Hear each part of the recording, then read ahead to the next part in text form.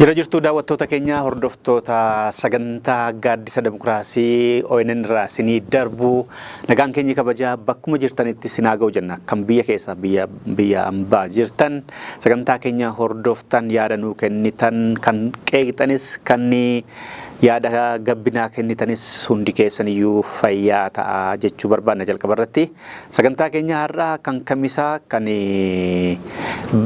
akka lakkoofsa gi'iziitti 2017 isa jalqabaa ta'uu isaati.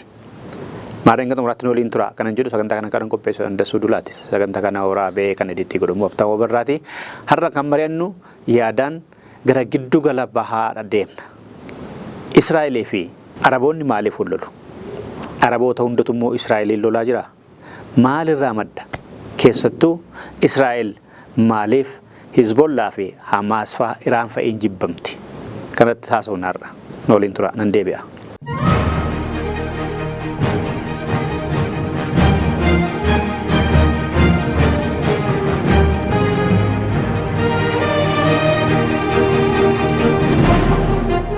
Deebi'aa daawwattoota keenya akkuma kana kaasee har'a kan mari'annu dhimma bilbiltuudha. Kanaan dura dhimmoota bilbiltuu yookaan gurguddoo jennee mata duree adda addaa jala mata duree gaaddisa demokraasii jedhu keessatti yaadota gurguddoo ta'an kaasnee haasaa dhiyeessaa turreerra. Kan biyya kanaa, kan Oromiyaa, kan gaanfa Afrikaa, kan addunyaa haasaa dhiyeessaa akka turre ni yaadatama. Amma immoo waa'ee giddugala bahaati. Maaliif dhimmi giddugala bahaa kun akka addunyaatti gurra guddaa horatee samii fi lafoodhaan namni dhumaa jira. Libaanos keessatti Israa'el walii wal qabatee Hamaasii fi Hizbollaa walii wal qabatee Iraanii wal qabatee waan hedduutu gurra addunyaa gahaa jira. Ija addunyaa keessa jira. Kanaaf asirratti gabaabsinee dhuma hubannoodhaaf akka ta'uudhaaf kaasuu barbaadanii hordoftoota daawwattoota keenya. Kanaan dura dhimma Israa'elee fi Palestaan yookaan Filisxeem jidduu sagantaa tokko hojjennee turre. Maaliif wal dhabanii? Israa'el lafa marra jirtu kana biyya kana hankooti jetti. Filisxeemonnis hankooti jedhu. Eenyuun dhuguma lafa sanarra ture? Eenyuun bulaa ture? Eenyutu abbaa lafaati jalqaba irratti? Akkamitti biyya tokko irratti wal dhabuu danda'anii? Lolli isaanii ka amantaati moo kan eenyummaati? Kan abbaa biyyummaati? Kan bilisummaati ka jedhu ilaaluun keenya ni yaadatama kanaan dura jechuudha. Har'a immoo Hizbollaa fi Israa'elii waliin qabnee Araboota akka walii galaatti gabaabsee ilaaluufan deema. Yeroo ammaa kana addunyaa irra deemaa jira ta'e. Yoo lola Israa'elee fi Libaanos yookaan Hizbollaa yookaan Israa'elee fi Filisxeem Hamaas qofaa ilaalle dubbicha hubannoon keenya guutuun ta'u.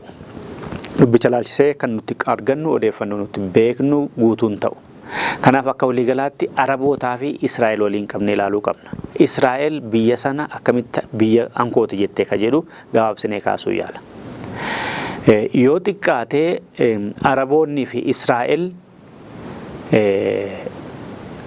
isa ammaa wal qabatee jiru 2023-24 isa amma lola Israa'elee fi Filisxeemota jidduu jiru 2024 Israa'elee fi Libaanos jidduu Hizbollaa jidduu jiru dabalatee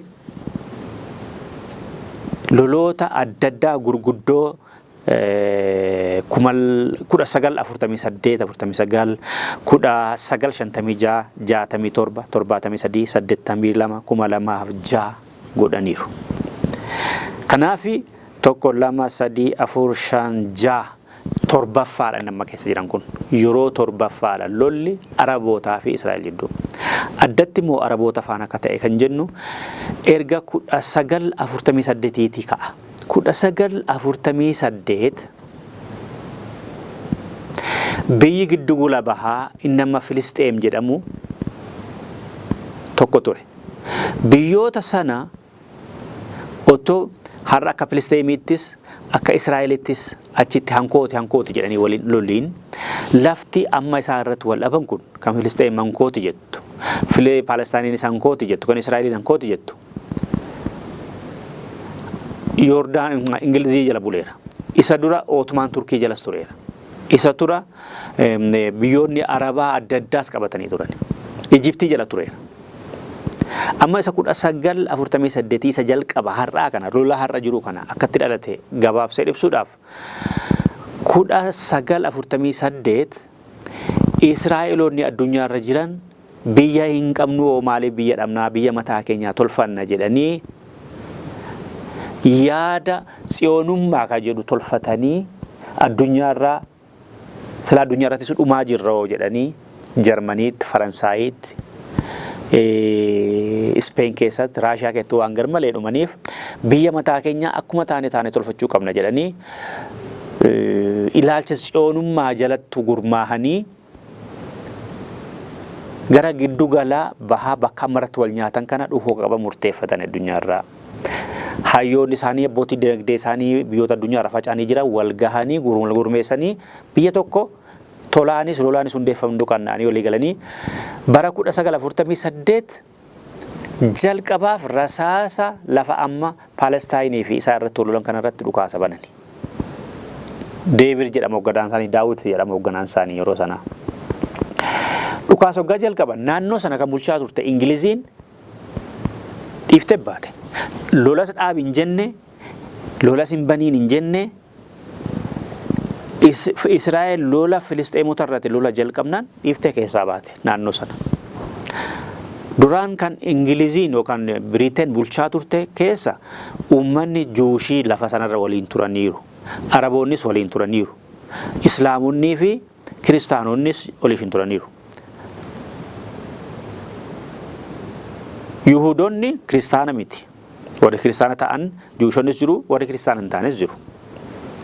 Kiristaannis jiru, Kiristaana kan hin taanes jiru, Araboonni yookaan Musliimonnis lafa sanarra turaniiru. Isaaniin kan bulchaa ture dabareedhaan Ingilizii, Otomaan Turkii, Ijiptii fa'i. Isa dhumaa kana 1948 Ingilizii harka turan. Gaafa Israa'el lafa mataa kiyyaan qabadha tolfadha biyya abbaa kiyyaa jettee dhukaasa jalqabdu Ingiliziin dhiiftee keessaa baatee isaa waltumuutti ka'ani. Bara 1948 Israa'el Araboota ka Filisxeemota gara 700 qeerraa buqqistee gariin Siiriyaatti, gariin Libaanositti, gariin gara Joordaanitti akka baqatan gootee lafa isaanii irraa qubatanii qabattee lafa kooti jettee labsatte. Yoggaa isheen labsattu kan jalqaba biyya ta'uu ishee kan addunyaa irratti beekamtii kennitee fi Ameerikaadha. 1948 jechuudha. Ingiliziin yoggaa ishee dhukaasa jalqabdu biyya sana silaa ishee harka jira isheetu bulchaa ture naannoo sana abbummaadhaan imaanaa isheetti kennameera gaaddisa ishee jala irreef bobaa ishee jala bulaa turan naannoo sana kan jiran uummanni. Isheen istee baatee isheen sun immoo Filisxeemota 700 biyyaa ariitee qeerraa gara biyyoota ollaatti baqachiiftee ofii biyya ta'eeraa jettee labsattee dhugumaatti biyya dhattee kan jalqaba beekamtii kennitee fi Ameerikaa 1948. Biyya har'a Israa'el jedhamtu kana tolfachuudhaaf gaafa jalqaba dhukaasa bantu wareegama aarsaa lubbuu isheen kaffalte 6,000 qofadha. Nama 6,000 wareegdee biyya taatee Filisxeemonni baay'ee dhumanii Araboonni baay'ee dhumanii gara 10,000 kan isaan dhumanii Filisxeemota Araboota gama 10,000 fixxee ofishee 6,000 jalaa du'ee Filisxeemota 700 immoo biyyaa baastee an biyya dhattee labsattee Ameerikaan dhugumatti biyyattee itti aantee Ingiliziin ati biyya jedhanii isaa booda gola mootummoota gamtoomanitti beekamtii kennaniifi. Isaa booda callistee hin teenye Araboonni gariin wal gurmaa'uu jalqabani. Joordaan faa, Sooriyaan faa, Ijiptiin kun faa, Naasir pirezidaantii Ijiptii yeroo sana akka turan faa wal gahanii Israa'el kana lollaa biyya Arabaa nu yaalaa qabataa jirti jedhanii lolaaf qophaa'uu jalqaban. Bara 1956 otoo lolatti hin galiin Araboonni hunduu wal ta'anii gariin isaanii jechuudha wal ta'anii agoobara tokko jalatti otoo lolatti hin galiin Ijiptii kanaa fi galaana diimaa naannoo sana jiru Indiyaan ooshinii sana kan amma Suez Kanaal jedhamu sana holqa tolfamee baaburri dooniin daldalaa keessa darbu sana kan bulaa ture Faransaayii fi Ingiliziidhaan bulaa ture. Booda 1948 Ingiliziin lafa Filisxeemii Israa'el kennitee gabbaatu Suez kaanaalii kanas 1956 Faransaay faana taate Ijiptitti kennitee keessaa baate. Ijipti immoo hulaa sana qabattee Israa'eliin doorsisuu jalqabde. Yeroo sanas lolli guddaa ture Arabootaa fi Israa'eliitu 1956 jechuudha. 67 immoo ifatti biyyoonni akka Ijiptii fi akka Sooriyaa fi akka Joordaan faa gamtaa Arabaa tolfatanii Israa'el loluuf qophiirra turan. Isaan otoo akka boruu lolanii qophaa'anii akka har'aa Israa'el dursitee karaa duubaatti xiyyaarota Ijiptii waraana Ijiptii daakuu gootee lola Arabootaa guyyaa 6 inni jedhamu Israa'el injifannoodhaan Araboonni immoo laamsha'anii akka hin taane ta'ani. Lola sana keessatti West Baankii har'aa Filisxeemii qarqara galaana Indiyaan kan jiru sulula Indiyaa keessa kan jiru Gaazaa har'aa Sanaayii gammoojjii Ijiptii gaareewwan Goolaan kan jedhaman amma Libaanos keessa jiran kan kana gaafa sana kan Israa'el qabatte. Magaalaa Yerusaalem kan irratti amma wal dhaban Yerusaalem bahaa jedhanii kan isaa irratti wal nyaatan kun Israa'el Filisxeemiin gaafa sana qabatte Israa'el. Isa dura ishee harkan turre jechuudha. 1967 guyyaa 6tti Araboota kana daakuu isaan goote. Ergasii Arabni tokko ta'uu hin dandeenye. Ergasii Ameerikaan fa'aa jidduu galanii Israa'elii fi Ijiptii walitti araarsanii lammii isaanis akka niitiitti walummaa akka firaatti akka warra naftanyoota durii sirna biyya kana keessatti intala isaanii tokko jalaa fuudhanii tokkotti heerumsiisanii siyaasaaf jedhanii wal soddooman sana dubartoonni hidda Israa'el Juushii qaban warreen karaa Ingiliziif karaa Ameerikaatiin akka warri Ijiptii fuudhan godhanii lafti Suez kaanaaliin tonnaa Ijiptii jalaatiin garuu immoo Ijiptiin kanaa booda akka Israa'elitti shirayyaanne Araboota hundeessitee akka Israa'el lolle godhani. Maallaqnii fi gargaarsi meeshaa yeroo hundumaa Ameerikaan kan Ijiptiif kennituu fi kanadha. Dhimma Israa'el ilma wanni dhiisaa Filisxeemii.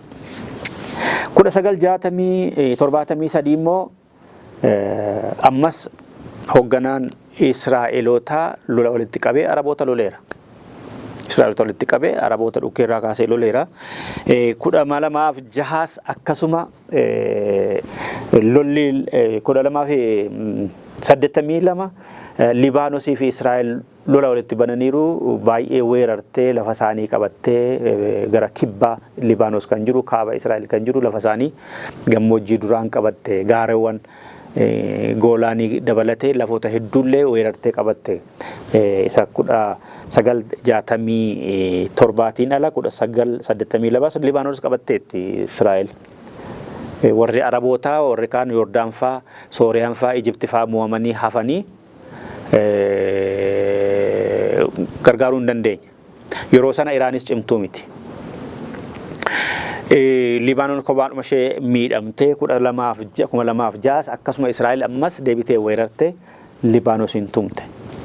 Inni kabiraan 2023 gaafa Hamas Oktoobarii yookaan Onkoloolessa 2023 Israa'el samii galaanarraa fi lafarraa weeraree namoota hedduu dhukkaamsa hedduu ajjeesee bahee sanaa kaasee immoo kan Gaazaa keessatti ta'ee fi West Bank keessatti ta'e hunduma keenyatu beekna. Ammas Libaanos weerarteetti 2024 kanas Israa'el. Kanaaf lolli Israa'elii fi Araboota jidduu 1948 inni guddaan kan jalqabe hangammaatti deemaa jira jechuudha. Lola kana keessa amantaan jira warri jedhan jiru jiraachuun mala garuu inni guddaan eenyummaadha. Inni guddaan biyyadha. Inni guddaan birmadummaadha. Inni guddaan qabsoo eenyummaaf taasifamudha. Qabsoo eenyummaaf taasifama. Israa'el akka biyyaatti akka ummataatti akka sabaatti jiraachuun qabatteetu lolti. Filisxeemis ani abbaa biyyaa biraatii dhufe miti lafuma kanarra jiraadhaa ture abbaa biyyaatii biyyi kan kootii Israa'el wanta meeshaa fi teknooloojii nu caaltee weerartee nurraa fudhatte malee lafoota keenya humnaan unuun biyyaa nu baastee 2019 kaaftee biyyaa nu kaastee lafa keenya weerartee yeroodhaan nuun buqqistee babal'attee lafa keenya fudhatte malee laftan keenyadha. Nutis akka nama kamiiyyuu lafa kanarratti jiraachuu qabna. Lafni keenya immoo kanumadha jedhu. Kunis eenyummaadha. As keessatti warri dhihaa gahee guddaa qabu.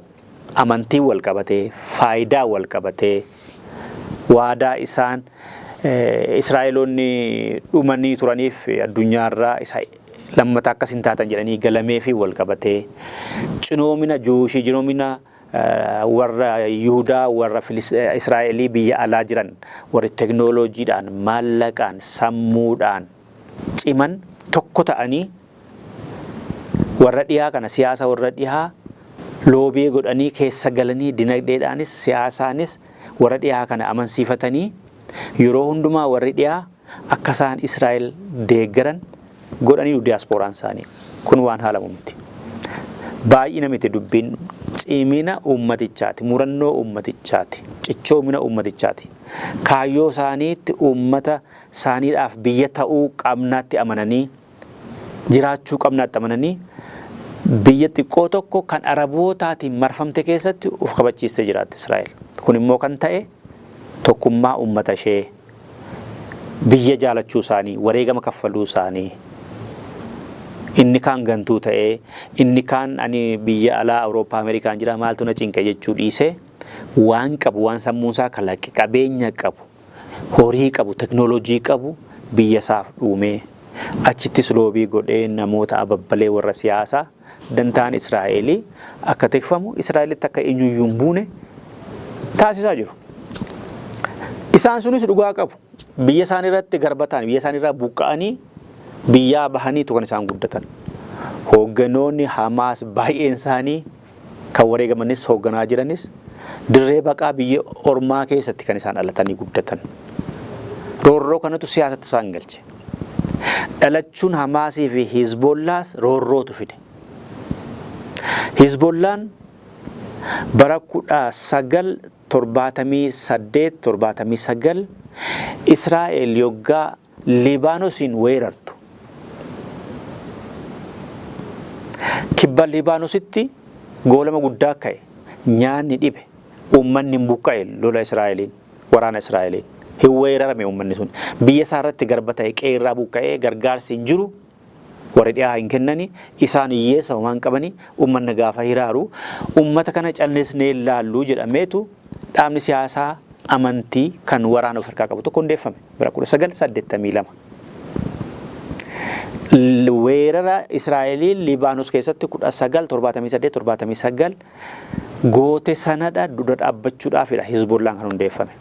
Hizbollaan bara 19 Hizbollaan waggaa hundeeffamu egaa Iraan keessas fincilli warraaqsi ture. Iraanis warraaqsi dhalatee mootummaan duraan ture foqqolee waraanni biyya amma Iraan jedhamtee waraanni eegdota warraaqsa Iraan jedhamu Republican Guard, Revolutionary Republican Guard jedhamee amma hundeeffame kun jiraachuu Ayatollah Khameneiin amma jiru kunis dhalatee sirna amma Iraaniin bulchaa jiru kun han hundeeffames warraaqsa 1979 dhalatee hordofee kan dhufedha. Kanaafi warraaqsi Iraanii achi dhalatee Libaanos tumamaa jirti, Yordaanos mo'amteetti, Ijiptiin mo'amtee, mo'amuun alammoo lammataa Israa'elitti shiran yaadu jettee mallatteessiteetti. Akka shiran yaadni immoo waggaa waggaadhaan baajeta maallaqaa fi meeshaa waraanaatu Ameerikaa irraa kennamaa fi kanaaf dhimmi Arabootaa nan laalu, dhimmi Filisteemotaa nan laalu jettee teessi Ijiptiin kan abdatamtu. Silaa uummanni Araba keessaa barateera. Qabeenya qaba jedhamee eegamu Ijiptii ture. Ijiptuu fi isheeyyuu akka eegame hin taane fi ishee weeraramtee Israa'eliin isaa booda dantaa fi fuudhaa fi heerumaan bitamtee waggaa Filisteemonni fi Araboonni waan kan weeraraman homaa gochuu hin dandeenye ergasii akka ammaa kanaa jechuudha. Kanaafi warri Iraanii kan mirga Arabootaa fi Musliimotaa tiksuu danda'u tokko dhalachuu qaba jedhanii Ayatollah Khameneiin amma hoogganaan olaanaa kan Iraanii Hizbollaan akka dhalatu godha. Hizbollaan bara 1982 dhalatee jechuudha.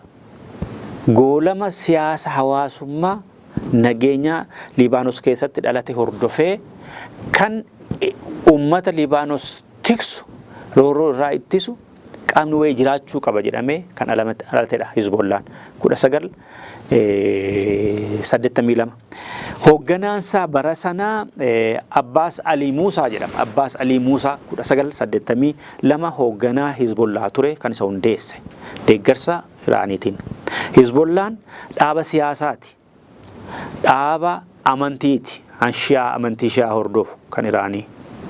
Dhaaba damee waraanaa qabus paramilitarii kaawunsilii qaba. Akka siyaasaatti Libaanos keessatti seeraan galmaa'ee caffee Libaanos keessaan socho'ee biyyattii bulcha paarlaamaa keessaa seera baasa, seera raawwachiisa, seera raggaasiisa, seera hiika, seera tuma biyya bulcha. Kanaaf siyaasaatti. Akka waraanaatti immoo waraana qabaa ummata Libaanos weerartuu diinaa Israa'el jedhamturraa tiksa. Akka hoogganaa siyaasa amantiittis amantii Shi'aa biyya sana keessatti akka jabaatu godheera Hizbollaan. Bara 1992 hoogganaan jalqabaa Ali Muusaan gaafa ajjeefamu Israa'eliitiin xiyyaaraan kan itti aanee aangoo hoogganummaa Hizbollaa qabate nama eengadda kana Israa'el ajjeestadha. Hasan Nasrallaa nama jedhama.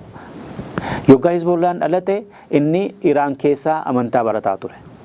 Hoogganaan jalqabaa Abbaas Ali Muusaan akkuma ni du'een Abbaas akka 1992 xiyyaara Israa'eliin ajjeefameen Iraan irraa dhufee hoogganaa ta'ee hoogganaa siyaasaas, hoogganaa waraanaas, hoogganaa amantaas kan Hizbollaatiin qajeelfamu ta'ee biyyattii hoogganuutti ka'ee hamma jimaata darbeetti gaafa 27 fulbaana 2024 haleellaa Israa'eliin Libaanos keessatti ajjeefamutti waggaa 32f Hizbollaa bulche. Gaafa aangoo qabatu umuriin isaa 32 ture. Waggaa 32 bulchee Israa'eliin hoogganee Hizbollaa hoogganee waggaa 64tti du'ee jechuudha. Ummata Hizbollaa deeggaran Libaanos keessa jiru baay'ee biratti nama jaalatamudha. Nama lolee lolchiisadha. Keessattuu Israa'el bara 2006 gaafa Libaanos weerartu nama qaamaa lola keessatti hirmaate lolee dirree waraanaa irratti lolchiisedha. Hasan Nasrallaa. Kanaaf abdii ummata Libaanos ture. Amantaa Shi'aati, hoogganaa amantaa Shi'aati. Hoogganaa dhaaba siyaasaa Hizbollaa jedhamuuti yookaan immoo Hizbollaa jechuun paartii waaqaa jechuudha. Afaan keenyatti paartii waaqaa akka jechuuti. The Party of God jedhan. The Party of Godin Hizbollaa afaan Arabaatiin. Kanaaf paartii yookaan dhaaba siyaasaa waaqa bakka bu'uudha jedhanii fudhatu. Hoogganaa waraana biyya sanaaf uummata biyya sanaa tiksuutti jedhanii fudhatu. Hizbollaan kana qofa miti. Mootummaadhallee. Mootummaa keessa mootummaa jira. Muummicha ministeeraatiin bulti Libaanos.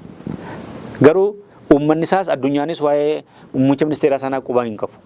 Kan bushu gahee guddaa daangaa biyyaa eeguu irrattis mirga uummataa eegsisuu irrattis waraana isaa waraana biyyaaf poolisii Libaanositiin ala waraana ijaaree kan daangaa lolchiisus kan dandaa biyya isaanii fi Arabootaaf deeggarsa barbaachisoo godhamillee kan haqee alatti ergee lolchiisus Hizbollaadha. Hizbollaan abdiidha warra isa hordofaniif Libaanos keessatti Israa'elii fi warra dhiyaa hunduma isaanii biratti garuu goolessituudha. Saudiinis Ijiptiin faallee akka goolessituutti ilaalu. Iraan faa, Sooriyaan faa, Iraaq faa garuu, Filisxeen faa garuu akka jaala qabsoo isaaniitti akka musliimaatti ilaalu. Buleessa musliimaatti ilaalu Hizbollaadhaan. Siiriyaan, Iraan, Iraaq, Huutiin faa, Hamaas faa, Filisxeen faa akka michuu qabsoo akka obboleessa Islaamaa akka jaala qabsaa'aatti ilaalu Hizbollaadhaan. Hizballaan siyaasa Libaanosii keessatti hawaasa dinagdee keessatti nageenya Israa'el Libaanos tiksuu keessatti murteessaa qofa otoo hin taane jiruuf jireenya biyyittii uummatichaallee kan haala murteessuu danda'uun murteessu sana haala guddaadhaan akka wayyabaan. Paarlaamaa kan caffee biyyittii keessaa morkataa dhaaba siyaasaa morkataa tokko faana ta'ee teessuma harka 70 kan qabateeru amma isadha. Israa'el yeroodhaan gaafa lola bantu kan dhaqee loluun isaati. Furaa deebisu. Gaafa Filisxeen miidhamu kan loltuu ergee kan Hamaas leenjisee meeshaa hidhachiisee kan waraanas ergee asii gaddisu rokkeettaan Israa'el tumu Hizbollaadha. Filisxeemonni akka gaachanaatti isaa ilaaluu dhabdatu. Libaanosota qofa miti. Warri Filisxeemota baqatanii Libaanos keessatti umurii isaanii waggaa 60 ol kana jiraatan 70 ol jiraatan kana keessatti isa dhabeeku. Hizbollaa dhabdatu. Yoggaa mootummaan Al-Assad Sooriyaa keessaa baduuf ka'e kufuuf ka'e warri dhihaa itti duulanii kufuuf ka'e kan mootummaa Al-Assad Sooriyaa keessatti gad dhaabe Iraanii fi Raashiyaatti aanee Hizbollaadha. Waraana isaa ergee loltuu Ameerikaa fi kan ISC lole Hizbollaadha. Kan Raashiyaa fi Iraanitti aanee.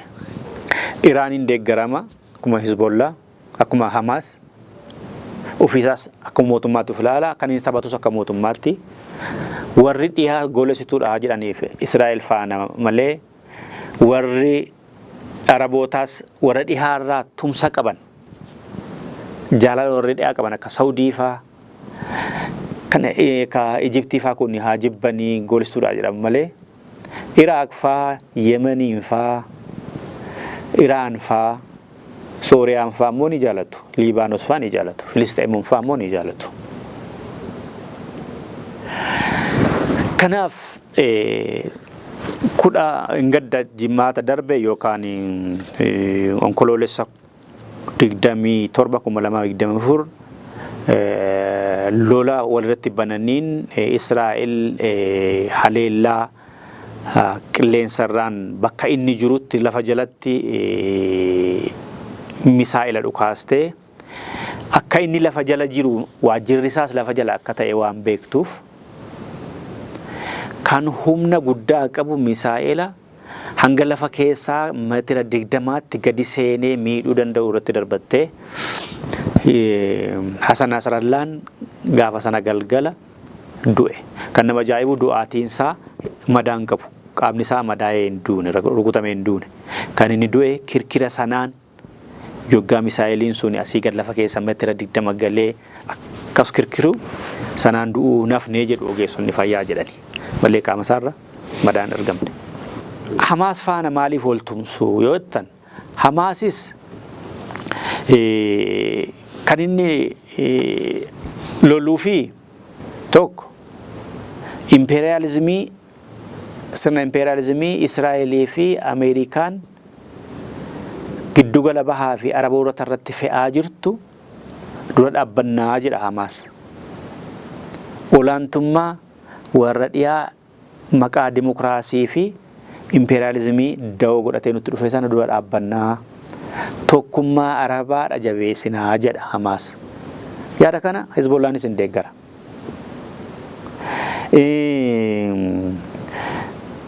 Weerara Israa'elii dura dhaabbata Hamaas. Hizbollaanis weerara Israa'el Libaanositti irra gootuun ala weerara Israa'el Filisxeemota irratti taasiftullee ni morma. Kanaafuu Hamaasiif leenjii waraanaa fi meeshaa kennee lolee lolchiisa. Onkoloolessa 7,2023 Hamaas gaafa Israa'el weeraree kaasee lolli Israa'elii fi Hamaas jidduu gara lubbuu Filisxeemotaa 41 galaafate sana keessatti Hizbollaan kallacha hirmaatee Israa'elitti rokkeettii misaa'ilota dhukaasee miidhaa guddaa geessiseera. Hutiinis kan Yemen keessa jiru hamma danda'anitti warra dhiyaa maqaa daldala fakkeessanii doonii irratti meeshaa waraanaa fe'anii galaana diimaa fi haroo Hindiirraan gara Israa'elitti ergan sana karaa hambisuu irratti gahee taphataniiru warri Hawutis. Jaarmaaliin adda addaa jiru kan Filisteemotaa PLO faana dhifama. PLO faana kan PLO booda kan hundeeffaman PLO'n karaa nagaatiin qabsaa. PLO jalatti Faataa faatu dhalate. Faataanis kan Abbaasiin durfamu kun kan Filisteemiif karaa nagaa biyya Filisteem jedhamuu fi biyya Israa'el jedhamu biyya lama adda adda ta'an walabummaaf birmadummaa qaban wal cinaa jiraachuu danda'u. Afaan qawwee malee kana dhugoomsina jedhanii warra socho'anidha. Fataani Israa'el ergaa 1948 biyya weerartee Araboota 10,000 ajjeestee Anshemnoo kumni jaajalaa du'ee 700 Filisteemota biyyaa baaftee ani biyyadha jettee labsatteeti farra kanaa antifaadaa kan kana dura dhaabbatu fincilli diddaa gabrummaa Filisteemotaa dhalate. Antifaadaan sun immoo asin yaasen fayyitiin Hamaas dhalche. Hamaasis kan weerara Israa'elii dura dhaabbatu tokkummaa musliimotaa kan barbaadu imperializimii sirna imperializimii Israa'elii fi Ameerikaa jedhu kana kan mormudha. Yaada kana immoo Hizbollaanis ni deeggaraa. Amantaa fi siyaasaa fi waraana waliin qindeeffatteetu deema Hizbollaan mootummaa ta'eera. Hamaasis hanga 2023 Gaazaa keessaa ifatti lolli walirratti banamutti Israa'eliin mootummaa ta'ee ture. Fataanii kan Abbaasiin durfamu kan Yaasil Arafaat erga du'anii booda Abbaas Mahmud Abbaasiin durfamu West Bank keessatti sagalee ummataatiin wanta mo'atameef Gaazaa keessatti wanta mo'atameef Fataan West Bank qabatee bulchaa ture. Hamaas immoo Gaazaa qabatee bulchaa ture. Addaddummaan isaanii Fataan kan Abbaas hoogganu karaa mariidhaan biyya Filisteem jedhamtu hundeessinaa Israa'el faana dubbanneetu jedha. Hamaas immoo Israa'el weerartuudha. Weerartuun biyya namaa qabatte immoo tola biyya namaan gadhiiftu. Kanaafuu guyyuudhaan lafa Israa'el weeraraa jirti. Uummanni Filisteem lafa Filisteem weeraraa jirti dhiifama. Israa'el lafa Filisteem guyyaa weeraraa jirti. Araboonni fi Musliimonni Israa'el lafa Israa'el humnaan qabatte keessa jiranillee mirgan qabanii ganamaaf galgala sakattamu, balbala isaaniitti sakattamu, qinaaxxii mana isaanii balbala isaanii irratti warri Israa'elotaa kosii gadi gatu. Mirgan qabanii nagaan baanii galuudhaan mirgan qabanii weerartuun nama lafa biyya namaa qabatte tolan baatu qawweedhaan baati jedhee amana Hamaasi. Mariis giddeetti fudhatu jira gaafa marii barbaachise. Mariidhaan hundaa sana fudhaa garuu afaan qawweetiin kan isheen baatu jedhee amanannis. Kanaaf egaa Hamaasis Filisteemi Hizbollaanis ilaalcha obbolummaa musliimummaatti amanu. Keessattuu Hamaas obbolummaa musliimummaa kan jedhamu dhaabni amantaa fi siyaasaa hordofu Ijipti keessatti dhalatee boodadha kan inni dhalate. Yaada sana qaban isin fudhata Hamaas. Kan Ingiliziin kan Ijiptii keessatti dhalate Muslim Brotherhood warra jedhamu suni kan achi keessaa Osama bin Laden fa'aa bahanii Al-Qaayidaa hundeessan sana jechuudha. Tureera umurii dheeraa qaba. Ijipti keessatti dhalate lammoota Ijiptii fi kan Saawudii fa'i baay'een isaanii isa hundeessanii garuu mirgoota warra Musliimotaa mirgoota Arabaa dhiibbaa warri dhiyaa fi warri Kiristaanaa nurraan ga'u jedhanii amanan dura dhaabbachuudhaafidha kan isaan hundeeffamanii. Waan akkasii kanatti yaadicha keessatti dhalate Hamaasis Yaasiniitiin. Kanaaf Ahmad Yaasiniitiin. Kanaaf kan isaan wal fakkeessu tu baay'ata Hizbollaa fi Hamaasiin. Iraaniin deeggaramuu, leenjii walii kennuu, weerara Israa'elii dura dhaabbachuu, weerara tumsa warra dhihaa garbummaaf weeraramuu Arabootaa deeggaran dura dhaabbachuu, sirna imperializimii Israa'elii fi Ameerikaati jedhanii amanan dura dhaabbachuu irratti wal fakkaatu. Obbolummaa Arabootaatti amanu garuu Araboonni waan isaan gargaaran hin qaban yookaan hin jirullee. Amma Hasan Nasrallaan gaafa du'e Ijiptiin homa tokko gaddas gammachuus hin ibsine. Saudiin gaddas gammachuus hin ibsine. Baahireen illee gaddas gammachuus hin ibsine. Maqaaf Arabaa fi Musliima waliin jedhu malee mirga Filisxeemotii kabajuudhaaf yoo gaafii ibsuma maqaa liigii Arabaatiin ibsa baasuu irra darbe tumsa isaan godhan dhiibbaa isaan godhan hin jiru warri Arabaa. Otoo akka baay'ina qabaniif qabeenya qabanitti akka biyya xinnoo tokko marsanii jiraniitti dhiibbaa guddaa godhanii Israa'el irratti biyyi Filisxeem jedhamu tokko hundeeffame. Uummanni Filisxeem waggaa 70 ol biyya alaatti baqatee biyya ollaa keessatti mooraa baqataa keessatti dhalatee guddatee achumatti du'u sun gara biyya abbaa haadha isaatti deebi'uu danda'a ture.